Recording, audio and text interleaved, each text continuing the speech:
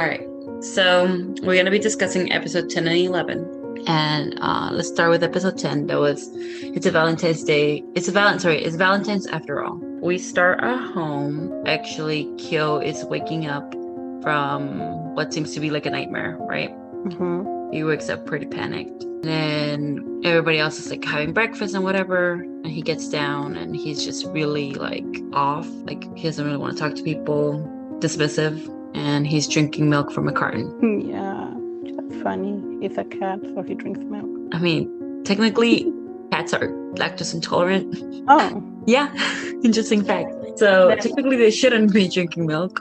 Mm-hmm. But that's something they're known for, right? But yeah. So do you have any guesses about that dream might have been about? Well, the title is Valentine's Day, or Valentine's after all. So does it have to do with that? Like being like, because we already have not the love interest of him, but we already met Kagura, which is someone that is madly in love with him. So imagine how she might take Valentine's to be an important day that he might not enjoy. Or, I don't know, maybe it was something about different things. Yeah. Well, I mean, the thing about like it being about Valentine's Day, like later on in the episode, we actually see that he didn't know it was Valentine's Day. He found out, he's like, oh, it's a Valentine's Day? And he tries to skedaddle. But yeah, so I don't think it might be about that because he wasn't even aware of what day it was. Okay, so then it was about something else. Something else, okay. All right, so there's something that's bothering him, right? Mm-hmm. All we know. All right, after that we have the opening. We are at school and we see that Yuki got a present or something like for Valentine's Day, like in his locker, right? Mm-hmm. And apparently like there's like a lot of other like chocolate or whatever, like little gifts like on the trash can. Because somebody came and threw them all away and then put theirs in there. So it was just like a little joke that they had right there. After that, like we see that they're walking to class and then Kyo passes by and he's just, again, really like, not engaging with them at all. Mm-hmm. Or like just says hi and passes by. And then he tries to like punch Yuki. Like he sees him and then he's like, tries to punch him, stops, and then keeps walking. Yeah. And there's something that Hannah says right here that I think is actually interesting because they think that he's just mad, right? And she says, actually, his thoughts are really chaotic right now, but they're innocent. Mm-hmm. So maybe that gives us a little bit more of a something, of what might be going on. So, like, I think she did say, like, it doesn't have to do with any of us. No. Because she said like she doesn't care as long as it doesn't involve Toru. So It has nothing to do with them. So who do you think it might be then? Who else is in Kyo's life that might trigger something like that? Something that even though it was a dream, it keeps going throughout his day. Well, his parents or his family? Or what about Akito and that issue? Because he's always, his main thing besides the competition that he has with Yuki is wanting to belong to the home or like to the inside. So have we seen clearly like his relationship with Akito, like his interaction with Akito? No, huh? We have not seen any. Yeah, no. We just heard about the neglect that he gets. Mm-hmm. So, okay. So could it be that, or could it be like his family? Like, because we don't know anything about like his mom or his parents. Mm-hmm. Yeah. Honestly, there's like a lot of possibilities here. Yeah. But I just thought I will ask you, these are just things that are might play a part later on since they're, kind of like telling us a little something. Mm-hmm. So, But we know that there's something that bothers him, or there's something that affects his emotions or his like well-being of the day, I guess. Yeah, but really this is because I was thinking, I'm like another part or another scene where he was like he also became really serious is when Kagura brought up his true form. Mm-hmm. But this one seems a little bit different, or do you think it's similar? I don't know, it can be something that's connected or has one thing to do with the other. Just questions, like. Yeah, we probably won't know right now. So after we go to the classroom, and there's a girl that actually gives Kyo some chocolate because he's a popular guy. No. With that orange hair. Are you kidding me? So that's when he discovers, oh, it's Valentine's Day. And yeah, he tries to like get out of there. Teacher kind of like stops him. Yep, because I know.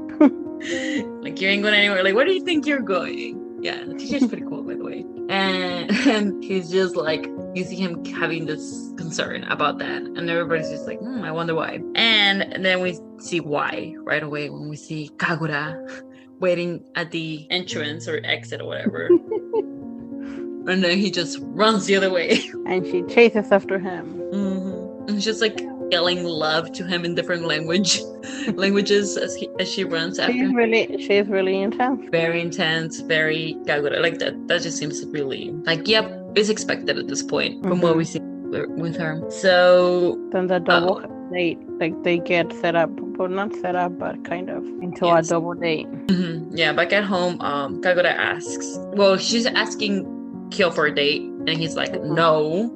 He doesn't want to. Yeah. Of course not. Not with her crazy energy. But well, and then she's like, okay, let me like pull these people in, and maybe I'll make it easier. And she tells Yuki and Toru. And Toru is really excited because she's never been on a date before. So she's like, yeah, let's do it. So I was going to ask you about this. She was really excited about this date. Do you think it had anything to do that, because it's a double date, she will be clearly going with Yuki? Do you think this has anything to do that she's on a date with Yuki? I don't know, because I still don't know like a specific vibe. If like I still can't, like when they have like their little moments, you know, their little cute like closeness and stuff that they get between either Kyo and Toru or Yuki and Toru. Like when you see them like, oh yeah, they're gonna be together maybe some way. But then she has like the same closeness with the other one. So then I can't clearly say if she's leaning one towards the other, like in a romantic sense, or if it's just platonic with both of them. So for this one, I don't know, I would say that it can be either like she's just excited, like she's going on a date with someone that she cares, someone that is special for her. So it might not have to clearly be, I don't know how sure she is or how clearly she knows that it's like a date. Well, I mean, not a date, but well, I mean, they said it was a double date, and then she was like, I've never been on a double date. Is it okay if we go? That was her. So I don't know if it was just like she was just saying like, you know, like, oh, friends, you know, you're going on a group, like they're like special to her. So okay. So it might be more about the situation and the people that are going instead of because she says she hasn't been on a date. Yeah. So I don't know if she's seeing it as in like, oh, I'm going on a date with this person, but it's more of like what it entails. Like she's just going out with someone that is special for her. Yeah. And after that, the guys actually say yes. After she gets excited, she's like, okay, fine, I'll go. Yeah. So then, after that, Kagura is gonna leave for a day, and she makes a comment to Kyo, right? And she says that Haru actually told her that him and Yuki are getting along better now. Better. Her happy, and she's glad about that. And he did not react that well to that, because then Shigure kind of like starts poking him at that. It's like, yeah, you know. And then he's just, you know, he becomes really angry and says that he hates Yuki, that that's not gonna happen, and that people should stop saying that or thinking that it's gonna happen. Shigure makes a comment that it just tips him over the edge with something like, it's like your duty, right?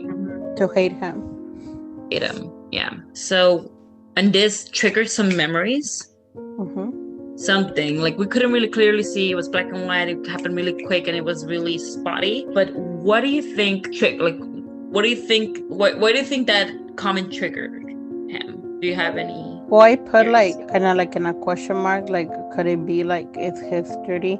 Like that he's not doing it out of, you know, like when sometimes you don't have a reason to not like someone, but then maybe since you're growing up, you are taught to don't like that on someone. So it's like, because like I said, I don't know the interactions that well that they had like when they're growing up. So you don't know like how it was for him. Like why is that like sense of competition with Yuki?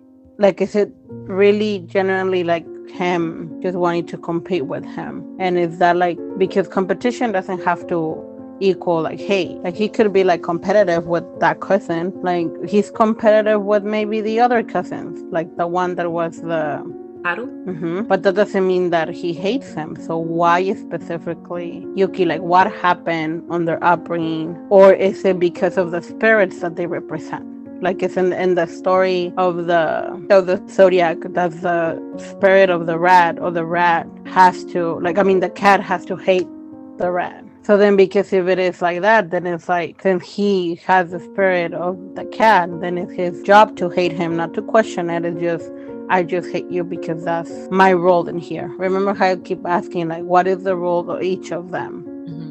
And then the way that Shigure said, like, kind of asking him, is it your duty? Does it have to do anything with Akito? That, how he decides in a way, like, how things go with them. But I don't know if that involves him too, since he's not really into the, like, in part of the zodiac, the 12 important ones. So, I don't know. There's more questions then. I feel like in this episode we get a lot of little seeds, Yeah, like it makes you feel more that there's a lot of loose ends. Yes. You do need like those puzzles. Like, yes, you have like little pieces here and there of how was their interactions, but like you don't really know. Because I keep asking, like, is there an importance on the order that we're seeing them, or the order that they have a certain order that they belong to, or that order doesn't matter? Like, who's the cat, who's the dog, who's? I mean, to a point, it might matter, like, in the order that the zodiacs are in, because of the rat goes first, and because of that part of the story of the cat, pretty much, of what happened with the cat, and how the rat was like deceived, also like the ox as well, because they're brutal on him. But I mean, so those are the main points that it makes. So I mean, in that order, it might matter that the rat came first, because they do put like an importance on Yuki and how he's better and stuff, because he's a rat and he came first and he's supposed to be smarter than all the other DIC members. So yeah, maybe to a point it does matter. I don't know how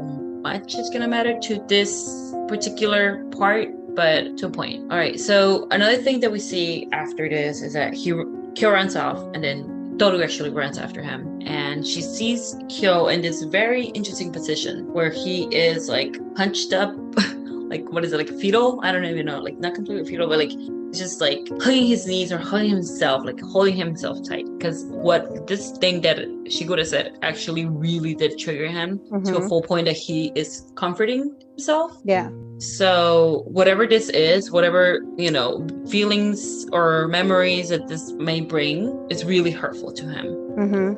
And maybe it just seems like I don't know. I don't want to say too much, actually. Let's let me keep going on. I just remember that what I wrote on the part of, like, when they're talking, like Kyo tells, like, they're talking and he says, like, to pretend that nothing, like, he doesn't want to talk about what happened. And then Toru mentions or says something like he feels like he's protecting something by hating Yuki. Okay, like that is just, like, she does, like, she says that, like, like your hate is protecting actually something else. It's like maybe just, like a facade or something. Yeah, I actually wanted to make that point, but I just didn't remember like how much she actually said. But she actually did make that point, yeah. Because he was like, let's not talk about it. Like, he just wanted to like go over and just like gloss over it. But she kind of helped him out a little bit there, and she was just like, you know what, like she realized that, like, probably this hate is not the real problem. This hate is covering some shit up. So let's see whatever he's hiding, whatever it is, because he obviously doesn't want to talk about it, but still she validates that. Because she's like, okay, it's okay if you're gonna use this hate still. If you need to use it, use it. Just kind of like giving him the okay to do that, and saying like, it's okay if you hate him. Like, and she does admit, she's also like, I do want you guys to get along. Yeah. If you don't, then that's okay. And I think that's something that he needed to hear in that moment, right? Yeah. It's beautiful. I'm like, yes, beautiful moments. That's the kind of moments I ask for. But whatever. After they go back to the house, anything else you wanted to point out from there? No, but they just had that little You know how that's why it's like I in the previous question with about her getting excited about The like the date? double date. Yeah, it's because she has like this little moments with both of them, but this ones look more like as a friendship, like a brotherhood, like The ones with Kyo? no, like both of the moments, With like both? Okay. yeah, with both. They're like they still feel more like platonic, like friends, like kind of like first the friendship is evolving, like they're getting connected in that sense, and then maybe later on, if there is a romantic relationship, it will grow later on. Do you think this might eventually plan out to be like a love triangle in some way? Or do you think it's probably just gonna be like, I mean, it has potential, right? Like both of them It has close to potential her. to be that way in the sense of like from start is like it's two people that I mean one is always in competition with the other. So then let's say that later on Toru were to choose romantically either or, will that one of them will, if I mean it can happen because that like what she tells them or like how she makes them feel better or sometimes know what to say to upbring them or pull them out from the dark moments. It's like it has like impact on them. Kind of like she makes an impact like on them. Yeah. That's why they care so much for her. So if both of them end up developing a romantic sense of like care for her, and then she has to choose one. I mean, she doesn't have to, but if she chooses one, She could choose herself and then run off to. yeah, she can choose. She can choose none of like neither. She can just love them both like as really great friends. That's her family. Like a family, yeah. You don't know. That's true. What if later on there's another zodiac cousin that appears and he's more appealing on that sense, like on the romantic area? Imagine what if it's one of the ones that are already here? Exactly, that's what I was gonna say. What if it's Hatsuharu? Or Momiji? yeah. Hey, Momiji, you never know. He could come through. He's gonna be like, "Hello, Toru. It's me." They already slept together. That's what we see in the next episode. So, you know what? They're not too far from being married. They share a bed, yeah. But yeah, so I don't know. It can't have so many plot twists. Imagine it's Shigure all along. Oh my gosh.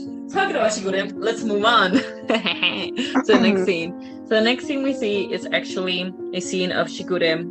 It's like a flashback of Shigure as a kid. And he wakes up and he's telling us about this dream that he had. He said like it was a dream. I don't remember how he actually said it, but he woke up from a dream and he was crying, and then he said that things changed after that he felt like all these feelings that he actually wants to hold on to. So we get a little bit of that, and then he is talking to Mr. Yuki after, like at the house. They're at the house and then they're preparing to leave for the date, and he's talking to Yuki about like, hey, remember you have to pay, which is cute. It's cute. I feel like they're growing up, Oh my god, you have to pay, and the other one, you have to be nice. Imagine people like the girls in the Yuki's fan club finding out about this date. Oh my gosh. But anyway. Okay, they got all crazy when they saw how like at the school, but like back when they were at school. I don't know what they did. Like they noticed the closeness of Toru and Yuki, and they got all crazy. Yeah, and they were like taking her away. So yeah, and then at that moment, like Toru does something, with her little kind and like, I don't know, the way that she is. And then it actually like you see this reaction from Shigure where he's like almost like realizing something, like the way that he opened his eyes. It was like, oh. So you see that. And then he is actually gonna go to the state because, well, maybe because he wants to visit too, but he's gonna go and give Hattori and Momiji some chocolate from Toru. So he goes over and he's talking to Hattori, and they talk about Toru a little bit. They also talk about like kind of like his plans. So we've had all these hints about Shigure having some plans, right? Yeah. Like he's plotting something, and also Aki in a way. And so we hear a little bit more about it, but we don't really hear what they are. We just know that he is using Toru, and so is Akito in a way. And he doesn't really care who he has to use because he has a goal, and he wants Mm-hmm. that to, Yeah, even if someone gets hurt, like yeah, he doesn't care. yeah. And Hattori, Hattori is not like, oh, like I think, because I think about Hattori, right? And Hattori, from what we see, he's actually a pretty kind person. Yes. He really does want the best for people. He can be kind of grumpy, Mm-hmm. but at the end of the day, he just wants the best. So I think about Mm-hmm. Hattori and how he actually does care for Toru in a small way, He's seen her a couple times, but he sees this potential in her as He well. can be projecting. Who, Hattori? Mm-hmm. On whom? On Toru, like not projecting as in like, oh, I love Toru, but Toru is like someone kind of like the love that he lost, like an outsider that came in, got close to one of them. And remember, they keep talking about the curse, and then that person got hurt, and on the process. Yeah, I think he did project at the beginning when he met her. And that's why he was saying, stay away from us. Mm-hmm. But now I think that he saw that there might be something different with her. Because even though she said a lot of the same things that Kana said at the beginning, Mm-hmm. he was at the end kind of like okay with it. Like there's something else that she said that resonated with him in a way where he was like, he didn't push it, right? He didn't push it extra. He was just like, okay, fine, I'll stay then. Or let her know the secret. So with Hattori being this person that, he seems pretty logical as a person, and he knows what Shigure is plotting. So do you think that this thing that Shigure is plotting is not per se a bad thing, even though he's using people? Wouldn't he want to, because he said, I'm not going to help you, but I'm also not going to stop you. I'm just going to stay out of it, right? So he's pretty neutral on whatever he's doing. So do you think this might still potentially be like, a bad thing? Well, I feel like, because the way that he's worried is about like you using someone. So that is a little general in the sense like, because anyone can argue that we all use each other. Like in the relationships that you have, one way or the other, you use people. Yes. For some sort of benefit. It's not like we just have people that we have around us just for the fun of it. But the difference is maybe he's like just saying, well, it's part of life. Whatever you want to, and maybe won't have like a catastrophic result. Like, yes, you're gonna use someone, but at the end, they are not gonna get us hurt. Like something really bad happened to them. So that's why he chooses, let's see how things plan out. So if it goes bad, then I had nothing to do with it. If it comes out great, then okay. Because at the end, it's also like the choice of the people involved in a way. Like you're choosing to be close to these people. Yeah, but I don't think like, for example, I don't think Toru knows that Shigure is trying to use her. And that's the other sense. It's like, okay, what does he mean by using her? Because it's different if I'm telling you like, oh, he's gonna use her because he plans to kill someone, and he's planning to make sure that she gets close to, I don't know, to person A, so then he can kill person A. Like that's a different type of, like, I'm planning to use you to to do something that is really defying, versus, and that's when they talk about, he's talking about the feeling that he had. That's what he wants to obtain. Yeah.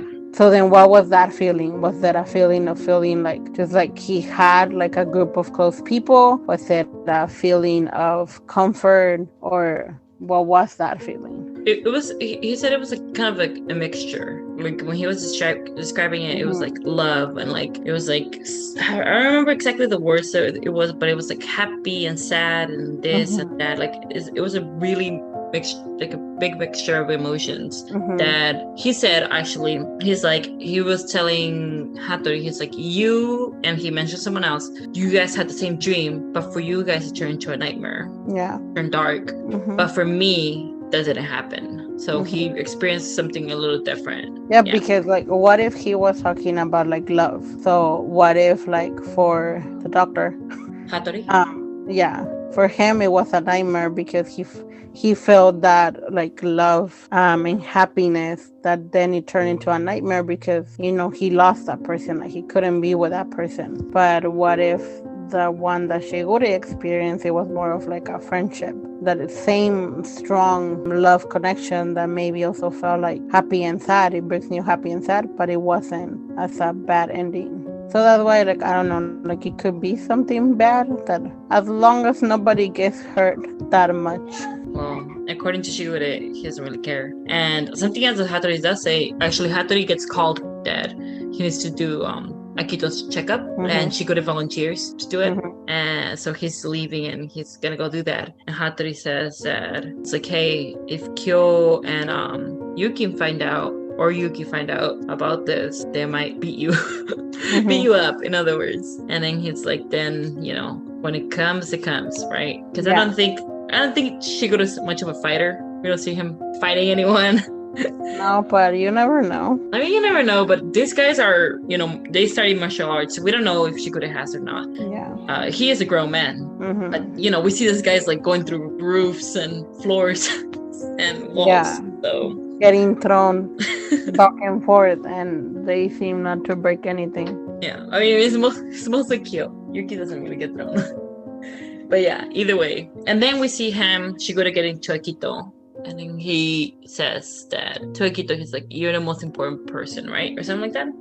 And so he's like, they can take their punches pretty much. Like, they can go ahead and do the damage as long as I get what I want. And to me, you're the most important person. So we see a little something there. Akito's the most important thing. What do you think their relationship is? Because we see Shigure visit Akito often. So what's up? Do you think maybe he's like the second-hand man that you're looking for? Maybe. I don't know. He's too out there. I don't know. What if they're best friends? They're besties? They're besties. Could they be siblings or no? Or like... Wait. They cannot be besties because Hattori and Shigure are BFFs. We know this. Okay. Well, you can have they could be siblings. That's true. Can they be siblings? They could be. Because he doesn't skip generations, right? They haven't said that. So they could be. Maybe something like, yeah, maybe they have a closer relationship than we are, you know, that we know. Okay, interesting. A lot of like I said, a lot of little seeds we're just looking at. That we don't know what way they're growing. We also like see like a little scene from the date where they are at the theater. And the guys are not enjoying the movie, but the girls are like fully invested. And it's just, you know, a little something. Then we also see the editor. The editor. Yeah. So there's a few things. Yeah, we see the editor there. I don't want to talk about too much of like some of the jokes that that they're making, because I know that's sensitive to some people. But yeah, that's something about the editor. I didn't even catch the jokes. It can be poorly taste to some people. Like some people, they can be triggering. So we're gonna gloss over that one. But yeah, we see the editor get there, and Shigure is like, yeah, I'm gonna do my work, blah blah blah. You know, he's just whatever. And then she's like, don't you care? I don't remember what she's like telling him something. And then he's like, no, I only care about myself. Like, girl, don't you know that? By this time. Yeah. And then he had another little moment with Toru where he again like. He says that he does feel guilty from time to time, and it's with Toru specifically because she is a good person. Yeah. I wonder if she can change him too. The scene ends, or like the episode ends with Shigure saying, and like going back to like the flashback a little bit, and he's just saying, "Catch me if you can," and that's pretty much the episode. Episode 10. Episode 10. Boop, boop, boop, boop, boop. We did good. Okay. Let's go to episode 11, which, you know, episode 11 is cute. It's cute. We get a little nuggets of information and then a nice little scene that I think some people really liked. Okay, so one thing I wanted to say about episode 11 before really jumping into it is that this episode, watching it, like, Magali, like, I could, like, picture the manga exactly how it was. Like, I'm like, oh my gosh. And I haven't read the manga in so long, but this is one of those episodes that I just really remember reading when I was really, really young. I think when did I read it? Like 7th grade or 8th grade? So, but yeah, this is one of those episodes. Also, this is an old manga.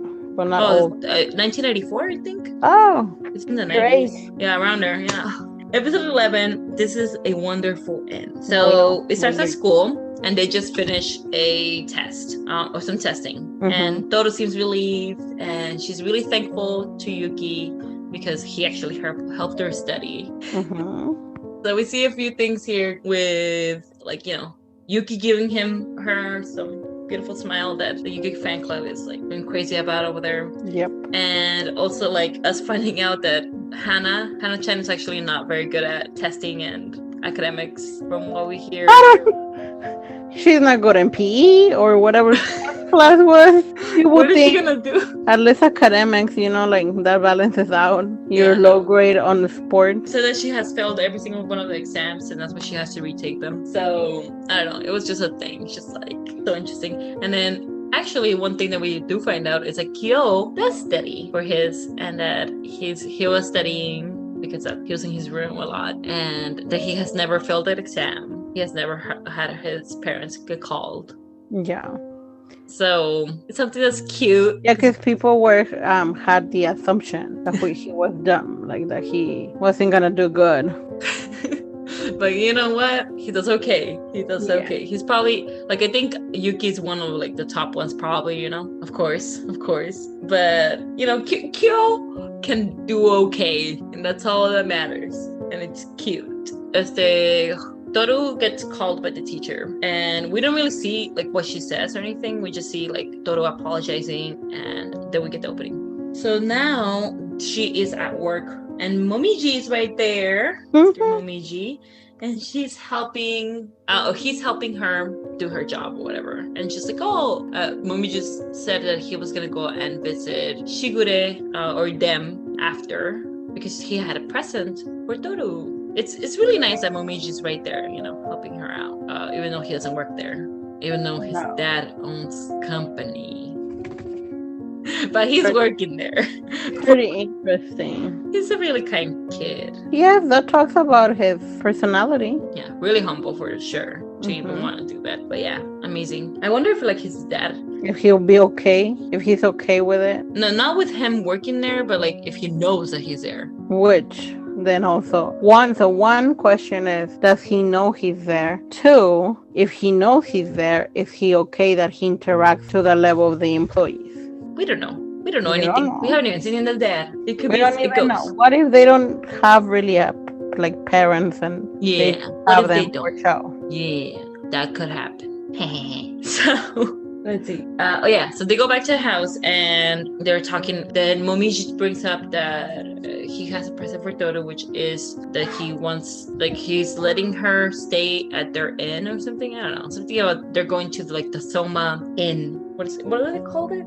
They call it something else. Maybe it was just an inn. And then they met her over, and she was really, really thankful, and she thought it was too much. She thought it was too fancy, and they were like, "Girl, calm down. It's not really that big of a deal." But for them, she was really, really thankful for that. And Shigure actually brings up during this whole talk that he actually got a call from Toru's grandpa about her not paying her being behind to payment. Yeah, on her school tuition. Yeah, she's like really embarrassed about that, but she's like, no, it's okay. Like, I'll pick up more shifts and I'll catch up. And then that's why she picked up more shifts.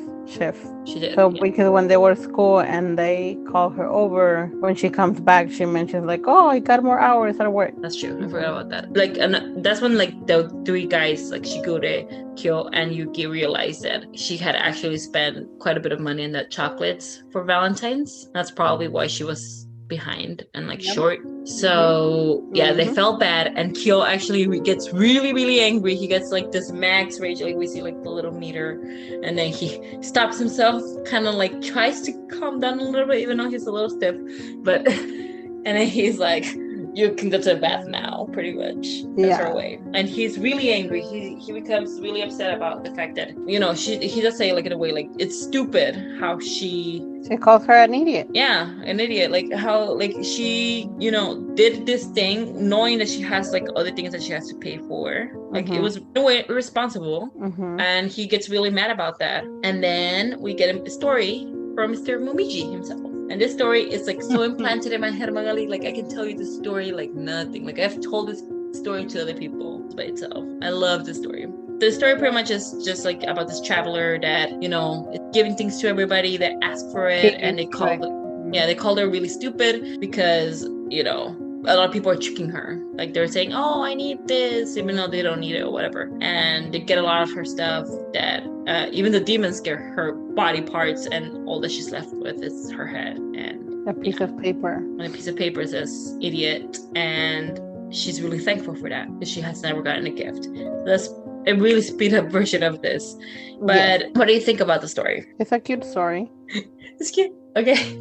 I mean, it's cute. It's sad. I mean, sad. it is really what's it called? Like, it's, I don't know. I don't think it's something that it is a beautiful quality, but I feel like there should be a balance. But that's just my personal opinion. Like, yes, it is okay to give to others, but not at the expense of your own well-being. Mm-hmm. Because in a way, if you think about it, if you're not okay, how can you keep going? How can you keep giving or helping others if you get to that point where your well-being is compromised? Because like in this case, yes, it was a really beautiful or thoughtful, because like it might seem like, oh, they're just chocolates, but they have a more value, which means the people who got them, is like you show how much she cares for them or how much like she loves them or they're important for her, that she's going to this extent to buy the ingredients and make the little chocolates. But also on the other hand, it's like what if she couldn't have picked up more hours at work? It's just an example. Behind on her school payments, what if she gets kicked out of her school? So it's like she's putting at risk like her own well-being for others, which I don't think it should always be okay. No, I agree. And I think it's something that we see a lot more now, where people are just like, you need self-care in order to show up as your best self, and you can do better for others as well. Mm-hmm.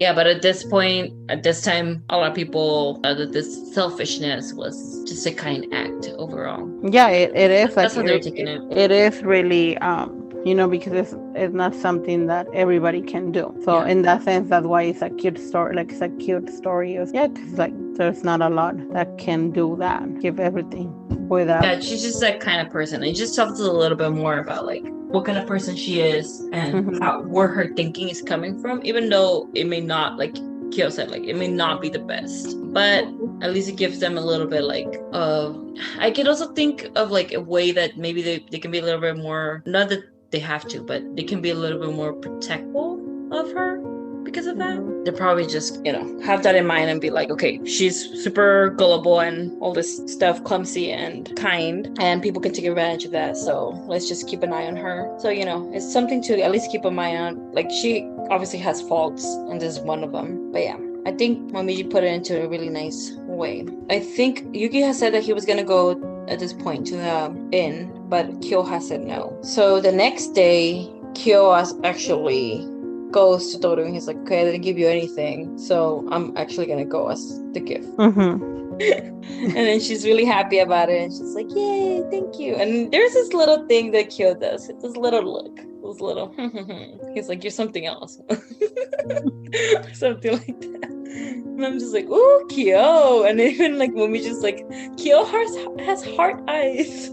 Yeah. Imagine that the other one was her name? Kagura? Ooh, she would die. Ooh, no. Like, she would like, ooh, it would have been so bad. It would have been so bad. Good thing she was not there, right? Yes, good thing. But yeah, Kyo's having his little moment with Toru. Little moment. Okay, so after they go to the inn, and then there's this lady that she's the one that takes care of the place. I forgot her name, but yeah, she was there, and she's like, she's a character. She's a character. Yes. For like, she's a little dramatic, I would say, a little bit like too much. She's always apologizing for things, and kind of looks like a zombie at times. The rest of the scene is just like them getting accommodated. Yuki and Kyo are gonna share a room, and then Momiji wants to stay with Toru, and they have a little talk about that. Momiji, later we do find out that he's actually like a year younger than them. So they're 16, so he's 15. But he's still more like... So, but he does act like a child. Yes. Feeling like that. Like, there's a lot of innocence there. I don't know if it's an act or if it's an actual thing. Is it because he's a bunny? Maybe it's just because he appeared cute and bunny, like maybe not. Maybe it has nothing to do with it, but I have a thing here, like, so saying like a few characteristics. So it says that the year of the rabbit, people that are born in that year usually have soft and tender personality traits. They keep a modest attitude and maintain a pleasant relationship with people around. They will not be irritated easily, and they also avoid quarrels as much as possible. That's what it says. So it says that they're tender and soft. So that's like a a little bunny. I don't know. I mean, I don't know how much it has there, but maybe it is something that is that is there. And because I don't know, like I think like that's their personality or how they, because like they all different ages, but they're closer to each other in ages. But they all have different, like for example, Momiji, I thought he was like a kid, like 8 or 7 maybe. Kagura, she also seemed really young, versus Haru, like Haru, I thought it was older. No, yeah, they all seem to display different ages than they actually that they are. Even her friends, Arisa or Uo-chan like and Uo-chan and Hana-chan, like they, they seem like they seem older than Toru. They're not, I'm assuming. No, they're the same age. But yeah, after that they go to the actual like the spring, and we see Toru that she brings her mom with her. She brings her mom in picture bag. So we see a little bit of something interesting there. She does bring her mom along, and she said that she wanted to bring her mom. Like it's a fancy thing, and she feels bad that she's not going with her mom. She brings her along. I understand the bringing along the mom, like the picture. I mean, like, okay, come with me, but it's like all the way to the hot spring. And the she little wants her to enjoy it. But it's a picture. But why do you think she will bring a picture then? So that's another thing. Remember how in one of the episodes we were discussing of how much has she actually processed that her mom is physically gone? Because yes, you can have something that makes you feel closer to a person that you lost, but that doesn't mean that I have like that person is experiencing that life or that. Like it's okay, like okay, she likes to travel with her mom, like with her picture. But it's like, oh yeah, let's go to the hot springs and I'm gonna put you on a Ziploc bag so you can experience this. Because it's like her mom is there with her in essence or spirit, if you want, energy and her memory and her half of her DNA. But it's not there actually in person. That's what I'm gonna say. So another thing that we bring up is the lady that's there. I forget her name. Whatever. The lady that owns the spring in place. She actually tells us that she has a child, that is part of the zodiac. And they actually said the name. A monkey. Ritsu-chan. Oh, okay. And it's a monkey. So it's really exciting because we find out that there's another. We don't know. Another cousin. They are. Oh. We don't know what gender. Oh yeah, we don't say that, but we do know that it's their child, the child of this lady, and that is a monkey. So hopefully, at some point, we're gonna meet them. Hopefully, maybe okay. The next one. I don't know. Mom of the monkey is in the hot springs with Toru. And she has like a little conversation with her. She apologizes kind of to her. Like she's saying like, oh, at the beginning I was afraid of you, concerned. Because you're at a stranger, like an outsider, and you know the secret, and that might harm the kid. Yeah. By the way, this is the first mom that we meet, and she's not all there. The poor mom. I went forward too. Well, they do say that she's sick. That's why she's in the spring, like in the end, because the weather makes her better. But I don't know how better. But she's like bipolar. So yeah. But yeah, and then she knows that now that she met her, she knows that she's safe and asks her to, hey, when you meet her, be friends with my kid. Yeah, which is really nice. And then she, Toru does ask, like, what is your kid like? And then she just goes off. This lady goes off. And then she's like, so sorry for asking. But yeah. And then we go to the playing ping pong. Ping pong. So yeah, Kyo is playing with Yuki, and he's being a little too aggressive because he's a little too fired up, I guess. And he's not even able to like bounce the ball. He's just going for it, and it's always just coming as out. So then Toru, like, because they're like kind of fighting right there, she offers, she's like, can I play with you, with Kyo? I thought, oh, she was offering because she knows how to play. I mean, I think she knows the rules. She's just not good. She misses that ball so badly. After she misses a ball, like such an awkward and painful way of seeing it, we see Yuki like get out of there. Misses. Yeah, no, it was so bad. Like it passed her, and then she's like, "I missed." And they're like, "Duh." Yeah. Yuki goes outside, and she actually follows him because she sees that he goes outside, and then she sees him there, and he's actually laughing. He's just like, "It's so funny, like you were so funny." And then she's like, "It's okay, you could have just laughed in front of me." And he was just like, "No, I would never laugh like this in front of Kyo." And he and he even mentions, it's like, "I've never even laughed like this in front of my parents."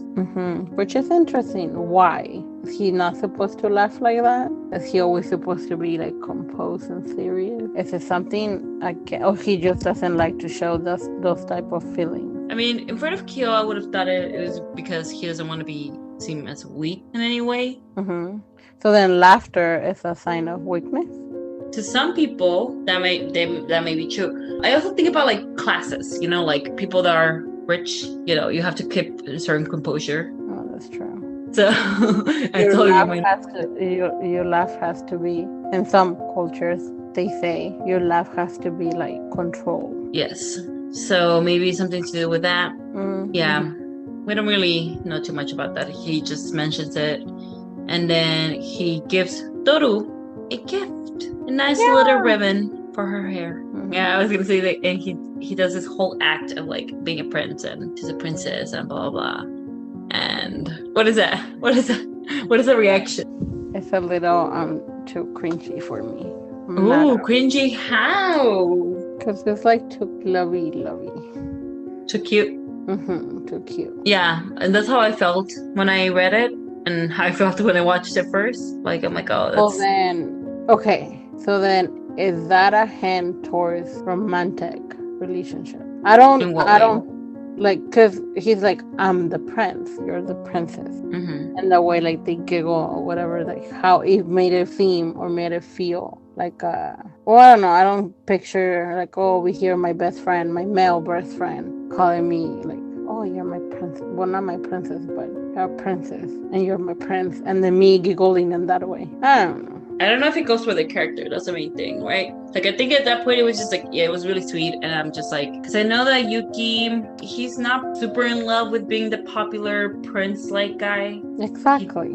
Like, oh, did you believe my act? So I don't know. It's an interesting scene, and it has its moments. People that are, you know, very into like Yuki and Toru should end up together, those shippers, they love this scene. That moment I thought it was a little bit too sweet for me. But you know what? I just recently like went over it to like take screenshots and stuff.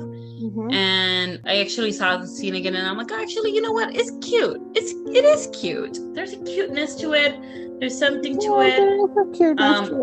I did think that Yuki seemed really sweet. Like, well, not sweet, but like really prince-like, and it was really charming. It was really charming. But yeah, we don't know how these things may develop. And if they do develop, then what's gonna happen if they also develop with Kyo and his little scene that he had earlier? Which it was not like that, but yeah. Yeah, it was not like that. There was a little something different. Well, you know, there's a reason why I prefer one over the other. But yeah. All right. After that, we go to the next day pretty much, right? And like towards the end, and they're waiting for the bus. Momiji, actually, that's when he reveals his age. He's like, oh yeah, no, I'm actually, you're younger than you. And I'm going to be starting, me and Haru are going to go to your school starting, you know, I think in the spring. That's when they start. Yeah. So that's something really exciting, right? And Toru says it will be lively. Yeah.